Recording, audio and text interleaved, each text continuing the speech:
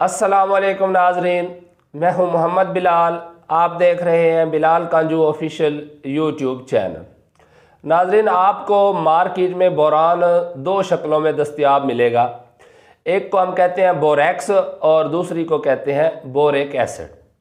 अब ये जो बोरेक्स है ये एक क्रूड फॉर्म है, इसकी ख़ाम शक्ल है जिसके अंदर कुछ और इम्प्योरिटीज़ भी मौजूद होती हैं और ज़्यादातर ये रिकमेंड किया जाता है कि आप साल में एक दफ़ा ज़मीन के अंदर इस्तेमाल कर लें। जैसे ये सोना बोरान है, ये बोरेक्स ही है और इसमें जो बोरान की परसेंटेज है वो मैक्सिमम होती है 11%।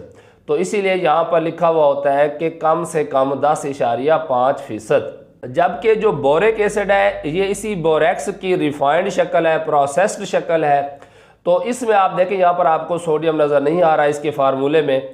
तो ये जो बोरिक एसिड है इसके अंदर अप टू 20% यानी 20% तक बोरान आप रिकवर कर सकते हैं, मगर इसे जो वैसे जनरली रिकमेंड किया जाता है वो 17% के हिसाब से ही रिकमेंड किया जाता है। अच्छा, अब जब भी हमने किसी कंपाउंड में से किसी एक ख़ास एलिमेंट की परसेंटेज निकालनी हो, मसलन बोरान की परसेंटेज निकालनी है, तो सबसे पहले हम उस बोरेक्स का जो फार्मूला है जो कि है सोडियम टेट्राबोरेट डेकाहाइड्रेट, को स्क्रीन पर दिखा भी रहा हूँ। अब इसका हमने सबसे पहले जो इसका मॉलिक्यूलर वेट होता है, ठीक है ना, वो निकालना है। तो ये बनता है इसका 381.37 ग्राम पर मोल। अब इसमें आप देखें कि इस पूरे फार्मूले में बोरान के कितने एटम हैं। अब यहाँ पर आपको ये बोरान के एटम नज़र आ रहे हैं 4।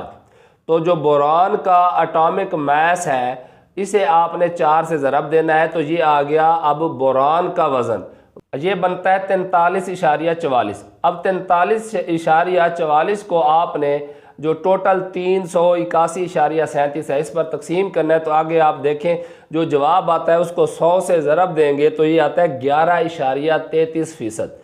यानी जो एक मॉलिक्यूल है सोडियम टेट्राबोरेट डेकाहाइड्रेट का, उसमें जो बोरान है उसका हिस्सा कितना है 11.33%।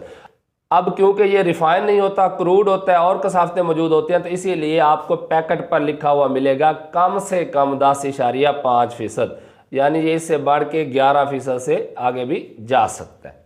अच्छा, अब हम बात कर लेते हैं जो ज़्यादा प्रोसेस्ड और रिफाइंड फार्म है जिसमें आपको सोडियम नज़र नहीं आ रहा। तो ये है H3BO4, इसे हम कहते हैं बोरिक एसिड। तो इसमें है क्या, बी बोरान सिर्फ एक ही एटम है और जो बोरान का एटॉमिक मास है वो है 10.811, ठीक है। और इसका जो टोटल मॉलिक्यूलर मास बनता है, जो मॉलिक्यूलर वेट बनता है वो बनता है 61.84। अब इसको भी तकसीम किया, 100 से ज़रब दी, तो ये बनता है 17.48, यानी 17.5% बोरान होता है बोरिक एसिड में। लेकिन आपको जो मार्केट में बोरान मिले, सोलियोबोर है, जोरान है, बोरोस्टार है, तो वहाँ पर लिखा हुआ होता है 20% बोरान, यानी वो मज़ीद बोरान की रिफाइंड शक्ल है। अगर आप बोरान बोरेक्स की शक्ल में ले रहे हैं तो उसे 11% कंसिडर किया जाता है, या आप इसे 10% भी रख सकते हैं। तो उसी हिसाब से जो बोरेक्स है उसकी निस्बतन थोड़ी सी ज़्यादा मिकदार सिफारिश की जाती है, जबकि जो बोरिक एसिड है इसकी थोड़ी सी मिकदार कम हो जाती है। वैसे मैं जनरली आपको यही सिफारिश करूंगा कि अगर आप बोरिक एसिड इस्तेमाल करें तो वो ज़्यादा बेहतर है। इसमें आपको कहीं पर सोडियम नज़र नहीं आ रही हो, ये ज़्यादा रिफाइंड शक्ल होती है।